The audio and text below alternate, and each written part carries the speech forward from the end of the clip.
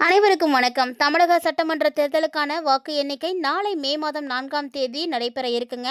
கடந்த ஒரு மாதமாக இருந்து வந்த அரசியல் சஸ்பென்ஸ்க்கு நாளைக்கு விடை தெரிஞ்சிடும் அப்படின்றது தான். பொதுவாக எந்த ஒரு கட்சியுமே பெரும்பான்மை பெறாமல் இருந்துச்சு அப்படின்னா, தொங்கு சட்டசபை அமைஞ்சிச்சு அப்படின்னா, எந்த கட்சி இல்லைனா கூட்டணிக்கு ஆட்சி அமைக்கக்கூடிய அந்த சூழ்நிலையை ஆளுநர் முடிவு செய்வார். ஆளுநர் என்ன முடிவு எடுப்பார் அப்படின்றத குறித்து தான் இப்போ நம்ம பார்க்க போகிறோங்க. தமிழ்நாட்டில் மொத்தம் 234 தொகுதிகளுக்குமே ஏப்ரல் 23ஆம் தேதி தேர்தலானது நடைபெற்றது. பெருசாக எந்த ஒரு சிக்கலும் இல்லாமல் அமைதியான முறையில் தான் தேர்தலானது நடந்து முடிஞ்சது. இந்த சூழலில் தான் நாளைய தினம் தமிழ்நாடு சட்டசபை தேர்தல் முடிவுகள் வெளியாக போகுது. 234 தொகுதிகள் உள்ள நிலையில் அதில் 118 தொகுதிகளில் வெல்லக்கூடிய கட்சியை தான் ஆட்சியை பிடிக்கும் அப்படின்றது உண்மை. தமிழகத்தினுடைய அடுத்த 5 ஆண்டுகால ஆட்சியை தீர்மானிக்கக்கூடிய அந்த மேஜிக் நம்பரை எட்டப்போவது யார் அப்படின்ற எதிர்பார்ப்பு இப்போதே உச்சத்தை எட்டியிருக்குன்னு தான் சொல்லணும். தமிழக அரசியலில் பார்த்தீங்கன்னா வழக்கம் போல் இல்லாமல் இந்த முறை ஒரு மிகப்பெரிய மாற்றத்தை நம்ம எல்லாம் பார்த்துருந்தோம். ஏன்னா இது வரைக்கும் இருமுனை போட்டியை தான் நம்ம பார்த்துருப்போம். ஆனால் அதிமுக திமுக கட்சிகள் ஒரு வலுவான கூட்டணியை உருவாக்கியிருக்கு. இது தவிர சீமானுடைய நாம் தமிழர் கட்சி, விஜயனுடைய தாவேகா வெற்றி கழகமும் களத்தில் இருக்காங்க. பல்வேறு செய்தி நிறுவனங்கள் நடத்திய எக்ஸிட் போல் முடிவுகள் குழப்பத்தையே ஏற்படுத்தியிருக்குன்னு தான் சொல்லணும். சில சர்வேக்கள் பார்த்திங்கன்னா திமுக முன்னிலை வகுக்கும் அப்படின்னும், ஒரு சில சர்வேக்கள் பார்த்திங்கன்னா அதிமுக மீண்டும் ஆட்சியை பிடிக்கும் அப்படின்னும் கணித்திருக்காங்க. இதன் மூலம் களத்தில் 2 கட்சிகளுக்கு இடையே மிக கடுமையான போட்டியானது நிலவிட்டு இருக்குங்க. வாக்கு எண்ணிக்கையினுடைய இறுதியில் எந்த கட்சிக்குமே அல்லது கூட்டணிக்குமே பெரும்பான்மையானது கிடைக்கல, அதாவது 50% இடங்களுக்கு மேலே கிடைக்காத சூழ்நிலை உருவாச்சு அப்படின்னா அது தொங்கு சட்டசபை, அதாவது தமிழகத்தில் யார் ஆட்சி அமைக்கணும் அப்படின்றது ஆளுநருக்கு பெரிய பங்கு இருக்குங்க. ஆளுநரை யாரை முதல்ல ஆட்சி அமைக்க அழைக்கிறாரோ அவங்க தான் அரசை அமைப்பாங்க. சர்க்காரிய கமிஷன் பரிந்துரையின்படி பார்க்கும் பொழுது முதல் தேர்தலுக்கு முன்பே அமைக்கப்பட்ட கூட்டணி கட்சிக்கு பெரும்பான்மை இருக்கிறதுனால அவர்களுக்கு முதல் வாய்ப்பு தரப்படும் அப்படின்றதும், அடுத்த அதிகபட்ச இடங்களை எந்த கட்சியானது பெற்றிருக்கோ அவங்களுக்கு அடுத்தபடியான வாய்ப்புகள் தரப்படும் அப்படின்றது தான் முக்கியமான ஒரு விஷயம். அதாவது பெரும்பான்மை பெறவில்லை அப்படின்னாலுமே கூட பிற கட்சிகளுடைய ஆதரவோடு கட்சி அமைக்க உரிமை கோரக்கூடிய தனிப்பெரும் கட்சிக்கு கூட வாய்ப்பு தரப்படும். அடுத்ததாக தேர்தல் முடிவுகளுக்கு பிறகு பெரும்பான்மையை பெறாத கட்சிகள் இணைந்து ஒரு புதிய கூட்டணியை உருவாக்கி ஒரு தலைவரை தேர்ந்தெடுத்தாங்க அப்படின்னா அந்த தரப்புக்கும் வாய்ப்பு தரப்படும்.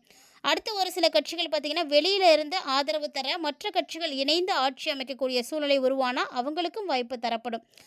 கட்டாயம் யாருக்கும் கிடையாதுங்க. அதே மாதிரி இது பரிந்துரை தானே தவிர விதிகள் கிடையாது. அரசியல் சட்டத்தின்படி பார்க்கும் பொழுது அதிக இடங்களை பெற்ற கட்சிகளை தான் ஆளுநர் கட்டாயம் அழைக்கிறாரு அப்படின்றது விதிமுறையெல்லாம் எதுவுமே கிடையாது. யாரை வேணாலும் அவர் கூப்பிடலாம். யாரால் நிலையான ஆட்சியை தர முடியும் அப்படின்னு ஆளுநர் நினைக்கிறாரோ அவங்கள தான் அவர் கூப்பிடுவார். இதனால் தொங்கு சட்டசபை அமையும் பொழுது ஆளுநருடைய பங்கு ரொம்ப ரொம்ப முக்கியமானது. ஆளுநர் யாரை அழைத்தாலும் அவர் குறிப்பிட்ட காலத்துக்குள்ளே பொதுவாக 15 நாட்களில் சட்டசபையில் நம்பிக்கை வாக்கெடுப்பு மூலமாக தன்னுடைய பெரும்பான்மையை நிரூபித்து காட்டணும். அப்படி இல்லாமல் தலைவர், அதாவது ஆளுநர் ஒருதலைபட்சமாக செயல்படுறார் அப்படின்னா அரசியல் கட்சிகள் அந்த மாதிரி நினைக்கிறாங்கன்னா அவங்க உயர்நீதிமன்றத்தில் போய் முறையிடலாங்க. அவங்களுக்கு அதுக்கான வாய்ப்புகளும் இருக்குது. எந்த விதிமுறைகளையுமே கட்டாயம் கிடையாது அப்படின்ற ஒரு சூழ்நிலைகளை இப்போ தெரியப்படுத்தியிருக்காங்க. இதுக்கிடையில் பார்த்தீங்கன்னா திமுகவை பொறுத்த வரைக்கும் இடஒதுக்கீடு விஷயத்தில் எப்போதுமே கவனமாக தான் காய் நகர்த்துவாங்க. அதாவது அது அமைச்சர் பதவியாக இருந்தாலும் சரி, சபாநாயகர் பதவியாக இருந்தாலும் சரி. அதாவது லாஸ்ட் இயர் பார்த்தீங்கன்னா 2021ஆம் ஆண்டு கடந்த சட்டமன்ற தேர்தலில் திமுக அமோக வெற்றி பெற்று ஆட்சியை பிடித்திருக்கக்கூடிய நிலையில் ஆவுடையப்பன், பூங்கோதை, சுப்புலட்சுமி, ஜெகதீசன் ஆகியோரால் ஒருவருக்கு சபாநாயகர் பதவி கொடுக்க போட்டு வைத்த திட்டங்கள் ஏமாற்றம் அளித்தது. இதனால் பார்த்தீங்கன்னா இஸ்லாமியர்கள் 2 பேருக்கு அமைச்சர் பதவி கொடுக்கப்பட்டாங்க. அந்த நிலையில் கடைசி நேரத்தில் தேர்வு செய்யப்பட்டவர் தான் திருநெல்வேலி மாவட்டத்தை ராமநாதபுரம் தொகுதியில் நின்ற அப்பாவு. நாளைக்கு வெளிவரக்கூடிய ரிசல்ட் எப்படி இருக்க போகுது அப்படின்னு பார்க்கும் பொழுது கடந்த தேர்தலை போல் இருக்காதுங்க. இந்த முறை எக்ஸிட் போல் முடிவுகளே எல்லாத்தையும் குழப்பி விட்டுட்டாங்க. ஏன்னா திமுக, அதிமுக, தாவேகா அப்படின்னு 3 கட்சிகளுமே ஆட்சி அமைக்க வாய்ப்பு இருப்பதாக தெரிவித்திருக்கிறாங்க. அப்படிங்கும் பொழுது யாரும் ஒரு சரியான முடிவுக்கு வர முடியல. அது மட்டும் இல்லாமல் தொங்கு சட்ட மன்றத்துக்கு கூட வாய்ப்பு இருக்குது அப்படின்னு சொல்லியிருக்காங்க. இது எல்லா கட்சிக்காரர்களுக்குமே குழப்பத்தையும் ஒரு பயத்தையும் ஏற்படுத்திடுச்சுங்க. ஆனால் இதில் மற்றும் ஒரு சிக்கல் கூட இருக்குது. தனித்து ஆட்சி அமைக்கக்கூடிய அளவுக்கு வெற்றி கிடைக்குமா இல்லையா, 2026ஆம் ஆண்டு எப்படி இருக்க போகுது, 2006 ஆண்டதை போல கூட்டணியாக ஆட்சி அமைக்கிறதுக்கு வாய்ப்பு கிடைக்குமா அப்படின்னு கூட தெரியல. இப்படி இருக்கும் பொழுது இதற்கிடையில் தனிப்பெரும்பான்மை கிடைத்திடும் அப்படின்ற நம்பிக்கையில் அடுத்த சபாநாயகர் யார் அப்படின்றத குறித்து தீவிர ஆலோசனையில் ஈடுபட்டு வராங்க திமுக காரங்க. ஸோ வழக்கமான வயதில் மூத்தவருக்கு தான் சபாநாயகர் பதவி வந்து கொடுப்பாங்க. அப்போ தான் அவையில் உள்ள உறுப்பினர்கள் அனைவருக்குமே மரியாதை செலுத்துறதுக்கும் அவருடைய சொல்லுக்கு கட்டுப்பட்டு நடக்கிறதுக்கும் ஒரு வசதியாக இருக்கும். ஆனால் இப்போ பார்த்தீங்கன்னா திமுகவில் ஏராளமான மூத்த தலைவர்கள் இருந்தாலுமே கூட அவங்க முன்வரக்கூடிய அமைச்சர் கட்சியினுடைய பொதுச் செயலாளருமான துரைமுருகன் நம்பர் 1 இடத்தை வந்து பிடிச்சிருக்காரு.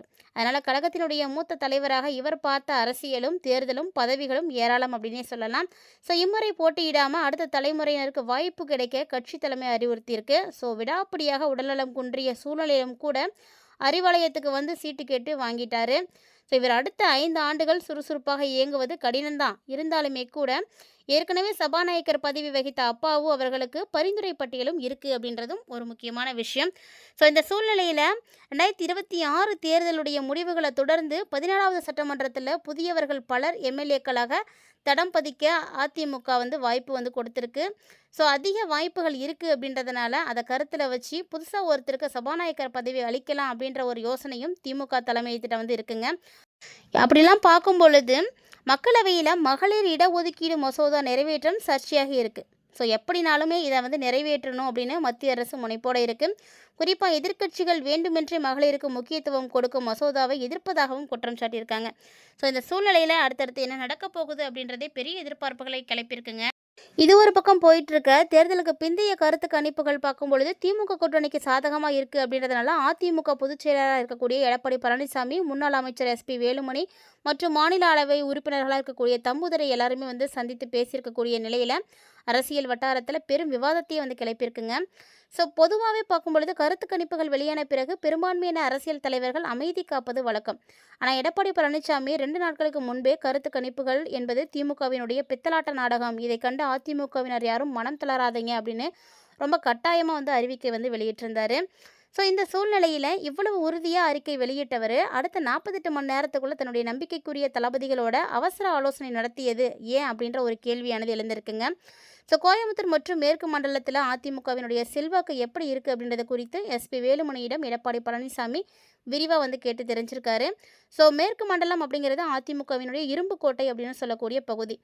ஒருவேளை அங்கே வந்து சறுக்கல்கள் எதுவும் ஏற்பட்டுச்சு அப்படின்னா கட்சியினுடைய எதிர்காலத்தை அது பாதிக்கும் அப்படின்னு எடப்பாடி பழனிசாமிக்கு நல்லா தெரியுங்க.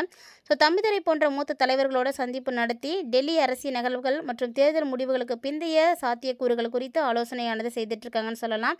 ஸோ அதுக்கு தம்பிதுரை என்ன சொல்லியிருக்காரு அப்படின்னு பார்க்கும் பொழுது இந்த சந்திப்புக்கு காரணம் என்ன அப்படின்லாம் உறுதியே தெரியல. இருந்தாலும் வாக்கு எண்ணிக்கை நாளன்னைக்கு முகவர்கள் எப்படி செயல்படணும், வாக்குப்பதிவு இயந்திரங்களில் ஏதேனும் குளறுபடி நடக்காமல் தடுக்கிறது எப்படி, இழுபறி ஏற்படக்கூடிய தொகுதிகளில் மேற்கொள்ள வேண்டிய சட்ட ரீதியான நடவடிக்கைகள் என்ன அப்படின்னு நிறைய விஷயங்களை பற்றி விவாதித்துக்கலாம் அப்படின்னு தெரியுதுங்க. இப்படி எடப்பாடியினுடைய இந்த ரகசிய ஆலோசனைகள் தான் தமிழக அரசியலில் தற்போது இருக்கக்கூடிய ஹாட் டாப்பிக்காக வந்து எகிரி இருக்குன்னு சொல்லலாம். 210 இடங்களை கைப்பற்றும் அப்படின்னு இவர் வந்து ரொம்ப நம்பிக்கையாக கூறியிருக்காரு. பொறுத்திருந்து பார்க்கலாம் யாருடைய ஆட்சியானது அமைய போகுது அப்படின்றத. இந்த வீடியோ உங்களுக்கு பிடிச்சிருந்தது அப்படின்னா லைக் பண்ணி ஷேர் பண்ணுங்கள், மறக்காமல் கமெண்ட் பண்ணுங்கள். மீண்டும் மற்றொரு சுவாரஸ்யமான தலைப்பில் சந்திக்கலாம்.